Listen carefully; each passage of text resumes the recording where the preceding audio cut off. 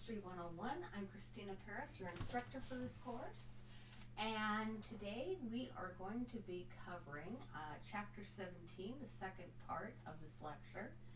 And we're going to pick up where we left off on a new cultural order, new Americans stir old fears.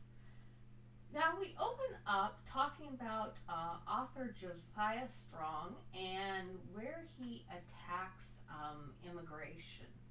He actually had published a book which discusses the ideals of American society during this period. Again, we're talking about this period approximately during the Gilded Age, which we talked about in the previous chapter as well. So anyway, he's discussing this Anglo-Saxon strengths of love, liberty, the spiritual Christianity, praising it very highly that's settled in America. So you're thinking, okay, this is a good thing, right? So where does the attack come in? Well, he begins to go on the attack about these immigrants. And we have to look back and think back about what these immigrants are that are coming into the United States at this point in time. They're largely Irish. They're not all Irish, obviously, but they're Italian. They're Hungarian. They're Polish. And largely, a good number of them are part of the Catholic Church. They're Catholic faith. So there is a pull, even though they obviously worship Jesus, they worship the Virgin Mary. The pull of the Catholic Church does mirror, obviously, Judeo-Christian beliefs. Catholicism and Christianity do have very differing strains. And the Christianity that Josiah Strong is leaning towards is Protestantism. And this, obviously, anybody who has studied Protestantism and Catholicism, there is a wide schism between the two strains of faith. And this is where Josiah Strong essentially sets his argument of Catholicism brought by these immigrants is what poses a threat to the United States. Now, obviously, we realize that this is a invalid argument, but we have to look back at previous faiths that have been attacked. I mentioned in brief about the Mormons that were attacked because of their beliefs. So this isn't something that is alien per se to our shores. We were founded on religious freedom, obviously, but that does not mean that our country protects people for religious beliefs. And this is not the first time Catholics have been attacked on our shores. If you've taken History 100, you know Catholics have been the target of attacks before in our country's history. And this will not be the last time. Even clear up until the presidential election of 1960 when John F. Kennedy ran, yes, Catholics were regarded with fear. Even Mormons were regarded with fear when Mitt Romney ran. Religion is something that our country, even though we tout religious freedom, tolerance against persecution based on religious faith, we don't always practice it. So something to think about, food for thought, folks. Social gospel is something that comes up as well during this time. And what is the social gospel? I know this is an idea that's going to pop up again. It's this idea, the active involvement of Protestants in helping those less well off than themselves. And this is something that is going to be kind of, yeah, it's a good thing. And it's also kind of a maybe a negative thing too, because it's going to be used as a thing to try to force religious beliefs on people, to try to force conversion. Um, do you want to force people to convert from their faith to better their life circumstances? You have to think about that. I mean, obviously, we want to help people out, but do we want to push them away from a faith that has helped them through difficult times? You can argue that from moral, from religious, from whatever angles. This is obviously not an ethics, not a religion class. This is a history class, so I won't take us down that rabbit hole, so to say. But you can take your stance on whatever angle you want to take that. So from immigrants to ethnic Americans. Now, what are we going to talk about here? Our something we don't think about is when immigrants came here, they lost their really polarizing regional splits. And what I mean by this, there were these strong regional divisions that oftentimes existed within certain countries. You'll hear, like in the case of Italians, where there were, probably the most famous one is how Sicilians really were polarized from other regions of Italy, people from other regions of Italy. And it was, something that was carried over. And yeah, maybe there was some of that continued over here in the United States. But that really did not continue. Germans, there used to be this division between Bavarians and other regions of Germany. When they came here, all of a sudden there was this kind of needing to become an amalgam of one people, one Germany, one German American people when they came here. It was essentially to form a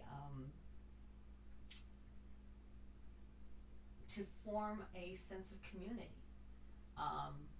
You couldn't remain divided by those regional differences necessarily, because you needed that sense of unity when you got here. You have to realize that when many immigrants got here, they found a foreign land that they didn't necessarily understand, a language they didn't understand, a culture they didn't understand, a way of life that many of them found very stressing, very straining. Some of them came without much money or any money at all, and it became vital for them to find a network of people that they could in some way identify with. So holding on to those, whether it was bitternesses, rivalries, whatever it was, that hey, you're a Bavarian, I'm not a Bavarian, had to vanish. You had to suddenly say, I'm a German, you're a German, we speak the same language, let's, you know how to get around this country, I'm new, can you help me find a job, can you help me find a house? Can you help me get settled here? I don't know what to do here. It became essential. So those things disappeared. Fraternal organizations and mutual aid societies arose out of these communities. This is how these communities rose up. You hear about neighborhoods kind of like Little Italy and Little Germany rising up in the big cities like Chicago and New York. That's where this idea of these little communities grew up. Was these groups of people coming together and forming these little communities, so that when immigrants got off the boat and they're kind of stumbling around like, where do I go, what do I do, they could be directed to, oh yeah, go down to these streets and you'll find things that are familiar, and they'd start to smell familiar foods from home, and then they'd start to hear people speaking their language, and they'd be like, wait a second, I'm starting to feel like I'm home again. And the next thing they know, they'd bump into somebody and they'd say something in their home language, Guten Tag. And all of a sudden it'd be like, oh, I know what you're saying. And they'd explain that they'd just gotten off the ship, and all of a sudden it'd be like, oh, let me direct you to the Mutual Aid Society. And they'd help them out get settled into the new land. So that's how these things rose up, was to help people that had just gotten here and didn't know how to find their way around and into our country. We have to realize how disorienting that was. We take it for granted oftentimes now, because, you know, sometimes when immigrants come here, they already have family, or sometimes they even speak some of our language and understand some of our customs. It's not as disorienting perhaps as it was back at that time, when we didn't have, you know, access to the internet and access to television and all this, where, you know, people could kind of acclimate themselves to different culture. You know, they didn't have that back then. So with that, then there was the Catholic Church. The Catholic Church, a lot of churches were very helpful in also easing that transition. One of the biggest ones was the Catholic Church. It sped development of ethnic identities as well. The full rituals and the Mass, they started developing into European languages, working on making sure that it wasn't just delivered in Latin.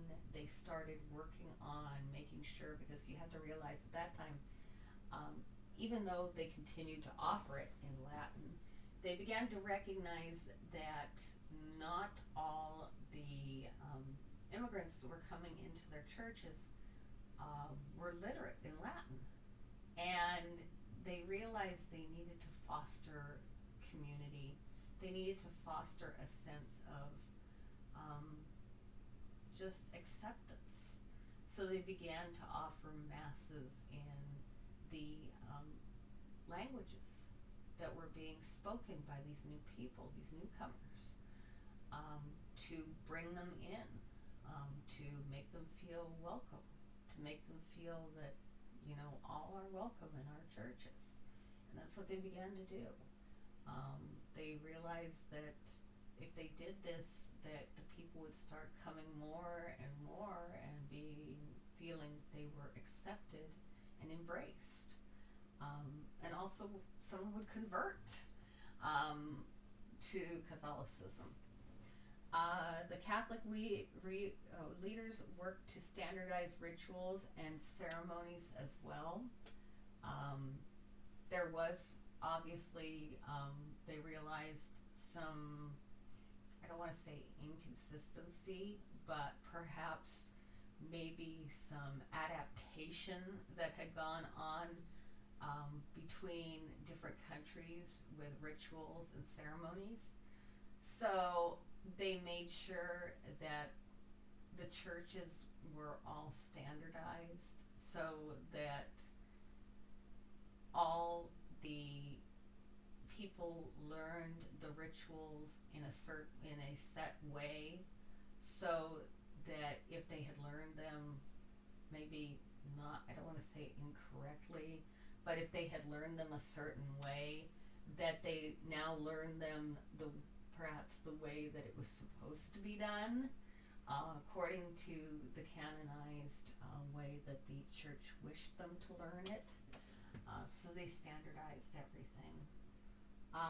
They also developed the parochial school system, and this was to offer a way to encourage education amongst the immigrant children, that also encouraged the teaching of Catholic beliefs incorporated into education for the children.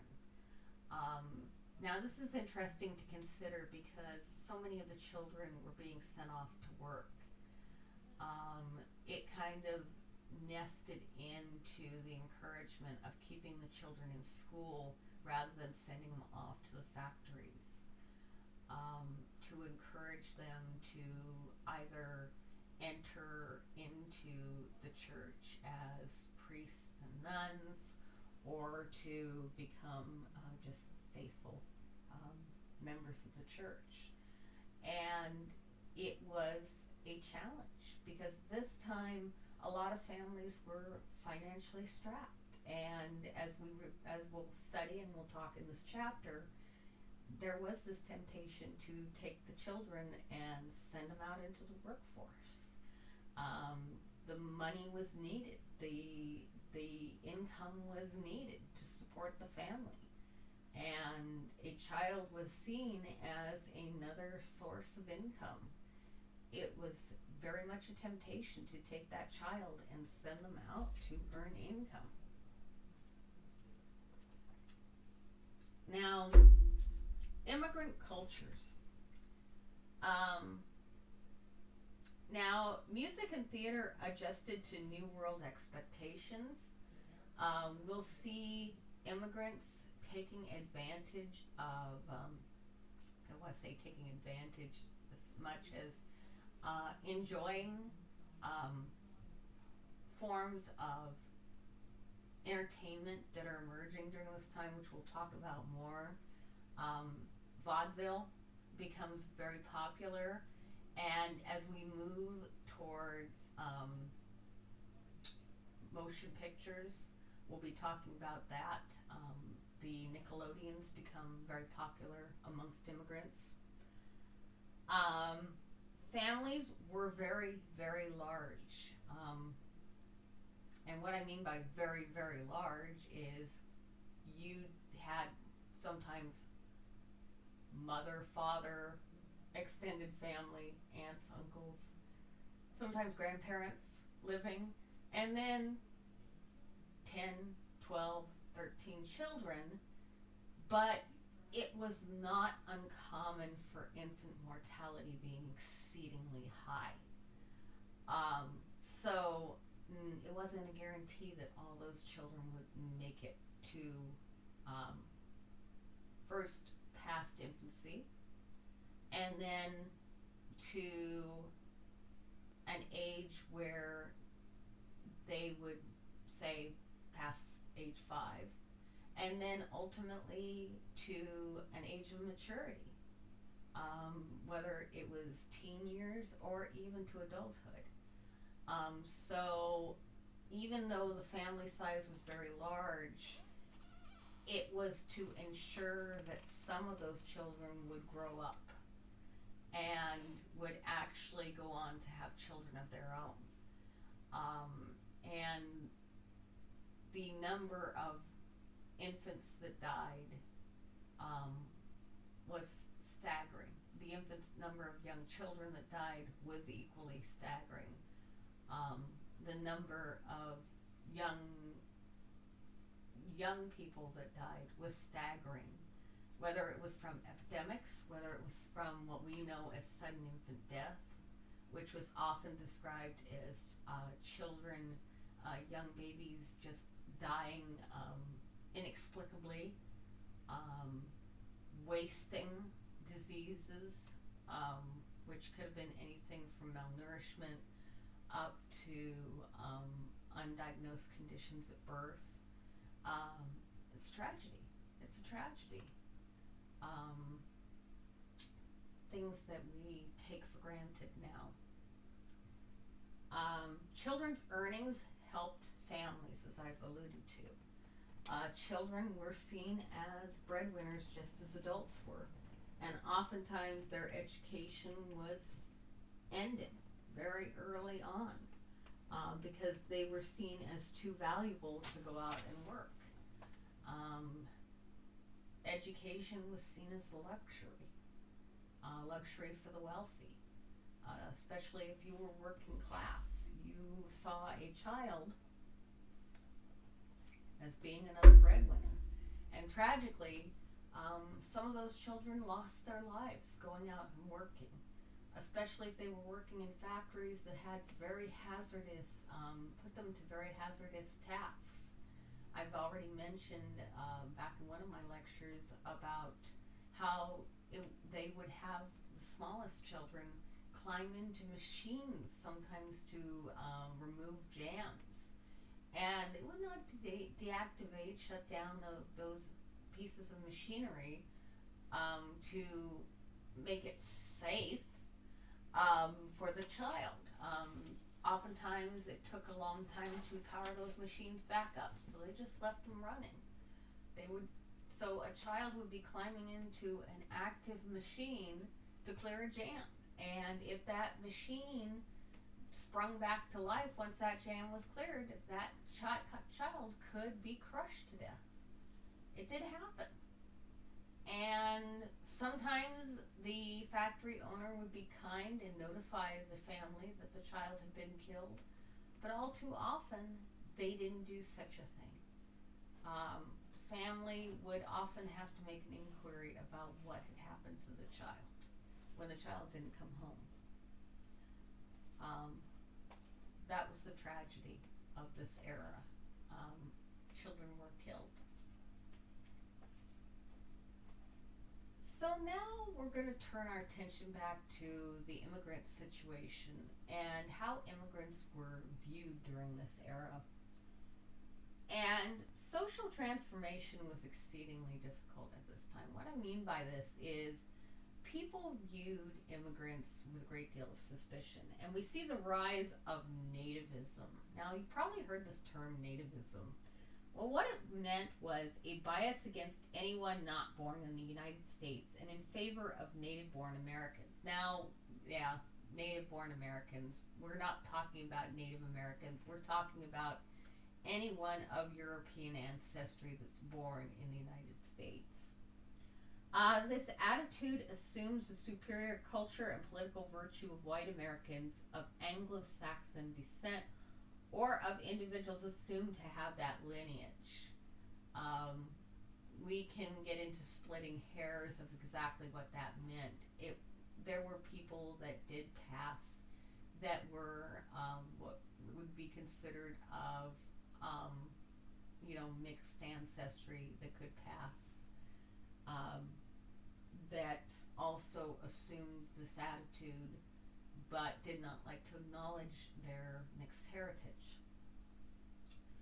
During the period of 1820 to 1850, Irish immigrants became the particular targets of nativist attitudes. And we're talking that this nativism was vitriolic, hate-filled, brutal, violent. We often think of the racism now. This was racism that was horrifying because it was racism that would target people that had your own skin color. And the only reason they hated you was because of your country of origin. You could have a white man that walked right past you, but because he spoke with an accent that indicated he was from Ireland, they would start beating him senseless because he was Irish. Or worse still, a man that didn't speak with an accent, but simply by virtue that everybody knew that his father was from Ireland, they would beat him senseless. He may have been born here in the United States, but his father was Irish, which by default made him Irish. So therefore, he was a target of the hatred. This is how nativists work. A good depiction of this, if you've ever seen the movie The Gangs of New York, portrays nativists quite well, and the hatred and the brutality that it was exhibited with nativists. I strongly encourage you to watch that movie because it shows the worst of the worst nativist attitudes that could be exhibited, especially when they murder a shopkeeper that was appointed to a city position simply because he was Irish. Good man, but he was Irish. You have to realize that that was the kind of attitude that was exhibited by nativists. The hatred was that deep. It was murderous. It was violent, and it knew no bounds. They targeted women. They targeted children. It was terrible. We see the inaction of the first official legislation with the Chinese Exclusion Act in 1882. This isn't the only Chinese Exclusion Act, but this is the first one.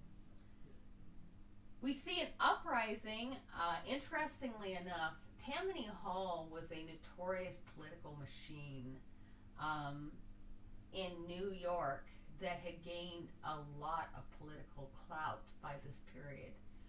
But we see a rise up with reformers against Tammany Hall at this point in time in history. But the reason why we see this uprising against Tammany Hall is not because the reformers wanted to get control of political machines. It's because of who they brought to power, or it was believed they had brought to power. There was this belief circulating around New York that they had brought a large number of Irish to power in New York. So the reformers were upset over this. They were nativists.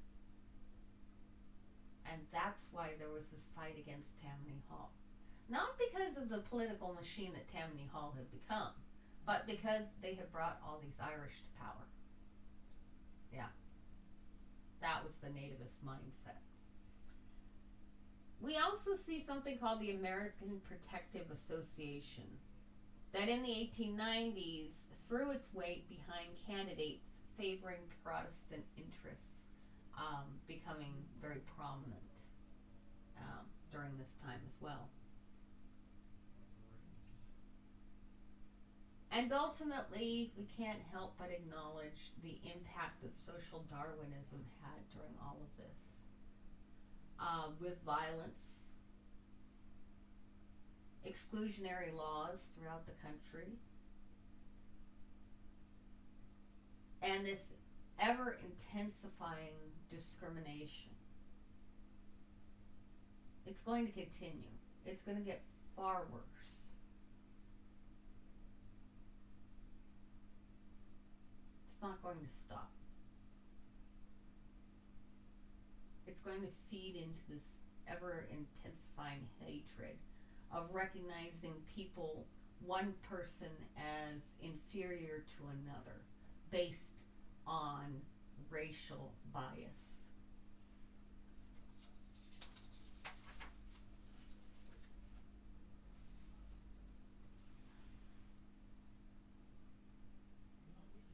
And of course, then we move into political styles. We see a polarizing of party line voting.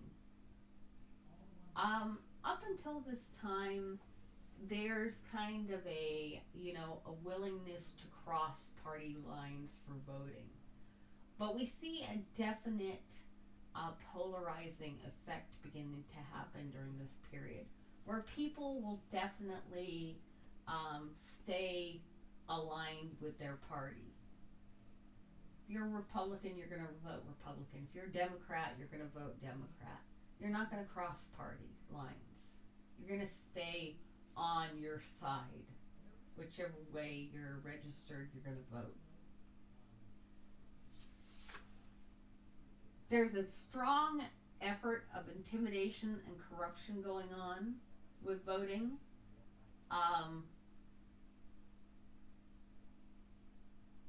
During this particular era. Resurrectionists, of course, are still swaying their efforts. We've talked about them before. We see colonizers as well. And something else, voter turnout was extremely high. We haven't seen the turnaround yet where voter turnout begins to fall. There will be a point in time when voter turnout will begin to taper off and then drop. We're going to see that at a later point in time. Newspapers were extremely partisan. They favored certain political parties, certain candidates. And there was something called the campaign spectacle that we see that is very strong during this particular era. This fanfare that goes along with a political campaign. I know we kind of think that, oh yeah, there's still this campaign spectacle that goes on. Nothing like this era. Fanfare, pomp and circumstance that went on with these candidates. They generated a lot of hoopla wherever they went. We're going to see whistle-stop tours going on. We're going to see bands playing, drawing attention to themselves. Stumping is still going to be very famous. These are sudden, on-the-spot, extemporaneous, most of the time, speeches being given by candidates to draw attention. They're going to loudly decry the person they're running against. It's designed to whip up the voters into a virtual frenzy. They go into bars, they'll buy rounds of drinks for people spontaneously to try to win voters over. Nothing like what we have nowadays, obviously. These would be considered probably graft, and no telling what else, what campaign violations they'd be considered. But anyway, this is what was going on at this particular time. Also, we see voting was part of a manosphere. It was very public. Obviously, men had the vote during this particular time. Women did not have the vote. Women belonged in the private sphere. However, it's not to say that they were not partaking of this political element. They still decorated meeting halls, they prepared foods, they participated in parades. They were still in the background of all this spectacle. They did participate in moral reform movements that gave them a political outlet. We'll be talking in a minute about the women's Christian temperance movement. that allowed women to become advocates. Also, they participated in education, and where they participated in education and lobbying. And as I mentioned, the Women's Christian Temperance Union was their big calling. I love talking about the Women's Christian Temperance Union. One of my great grandmothers on my mother's side was a WCTU member, and she was also a suffragist.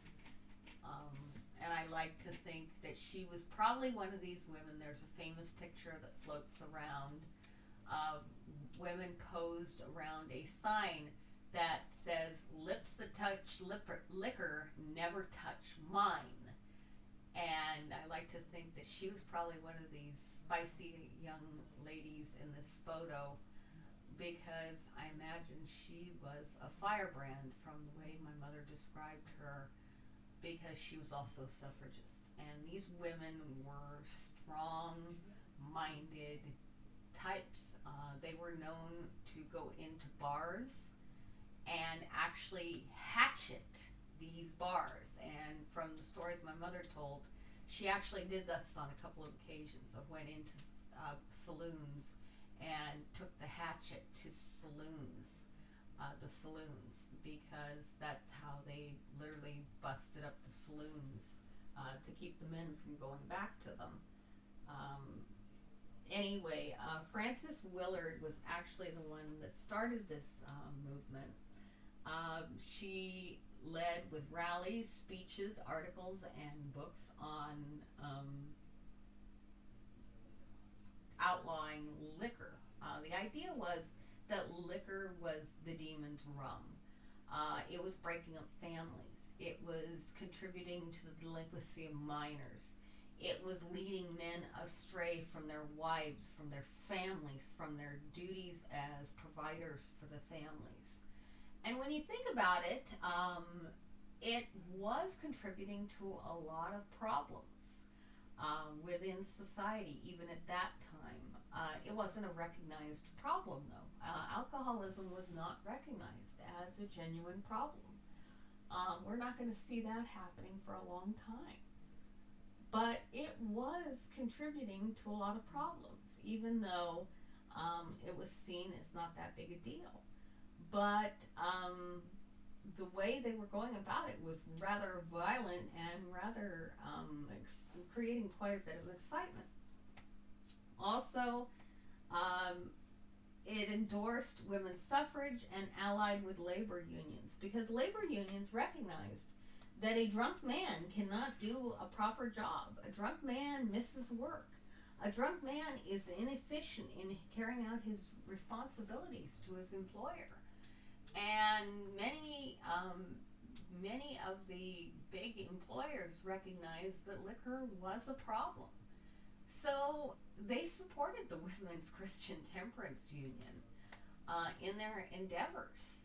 So you have to realize that this was a movement way ahead of its time. And it's because it's way ahead of its time that it also incurred the wrath of many people, because it was so far ahead of its time. Even though it had a valid point, and we now recognize that they were pointing out a social ill long before many experts even recognized about what problems drinking, and especially drinking in excess, carried with it, health problems especially. It was way ahead of the curve. So we'll be talking more about this, obviously. Drunkenness was also a public health issue, as we mentioned, and this movement was largely a middle-class movement, which was another problem.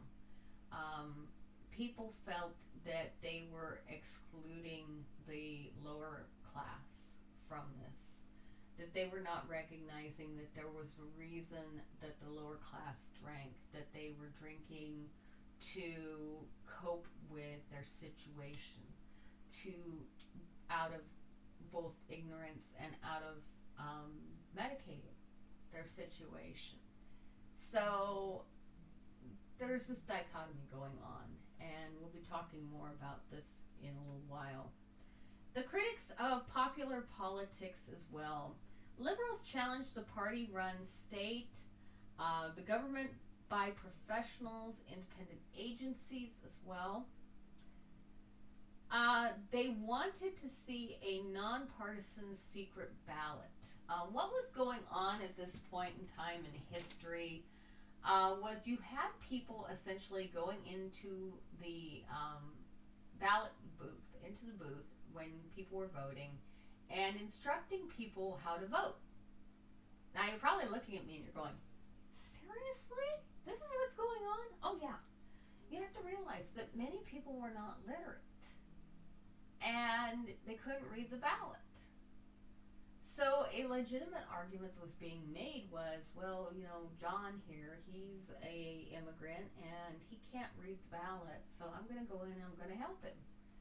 And the people were going in and they were telling him, vote here, vote here, vote here, vote here, vote here, vote for him, vote for him, vote for him, and vote for him. So the same person would go in with the next guy and say, vote for him, vote for him, vote for him, vote for him, vote for him. They were essentially stacking the elections for certain candidates. So essentially one person may be voting for 30 times. They were just voting with different individuals. They were essentially taking the person's ballot, and they were doing the voting by telling the person how to vote, under the guise that the person couldn't read the ballot. Maybe it was valid. Maybe the person couldn't read the ballot because they didn't read the language.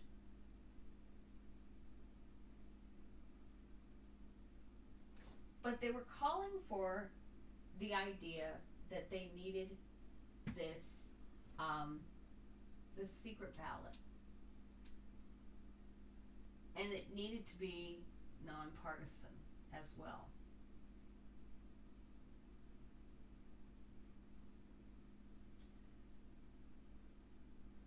They also were advocating that there needed to be a civil service commission,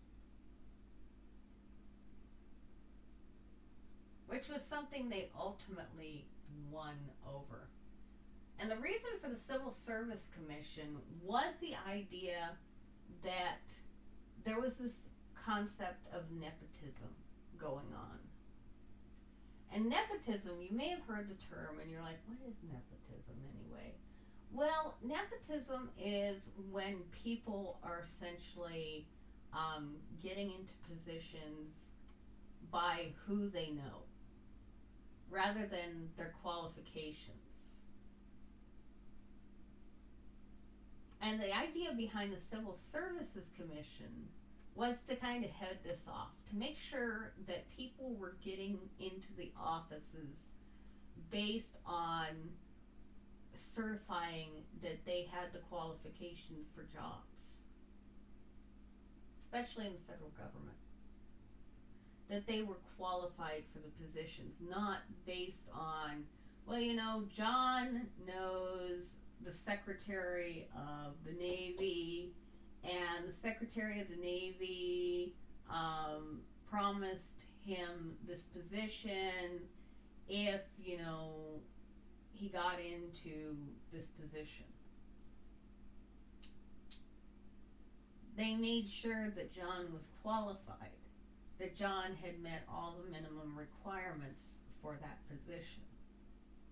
And better still, they often had tests and other requirements that all the candidates had to take to make sure that John actually qualified for that position. Or that maybe Bob over here was the better candidate. Oh yeah, John, you didn't meet those requirements, so we're hiring Bob. Bob got that position. But the Secretary of Parliament, yeah, well, Bob is better qualified. Bob's getting the position. Yeah, something to think about. So anyway, with that, we're here for the second part, and then we will be picking up the third part after this little break.